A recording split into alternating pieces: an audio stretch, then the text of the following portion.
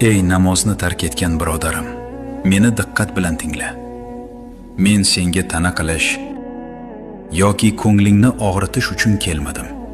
Men senga har kuni o'zingdan qochib yurganing achchiq haqiqatni aytish uchun keldim. Sen yomon odam emassan, shunchaki yaratuvchidan uzoqlashib qolgansan xolos. Namozni tark etish nima ekanini bilasanmi? Tasavvur qil. Kun bo'yi seni yaratgan, rizqingni berayotgan, ayblaringni yashirib, seni balolardan asrayotgan zot Alloh taolo sen bilan muloqot qilishingni kutadi, ammo sen undan yuz o'girib ketaverasan.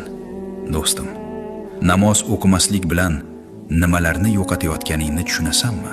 Sen shunchaki ibodatni emas, balki butun dunyodan izlab topa olmayotgan xotirjamlik,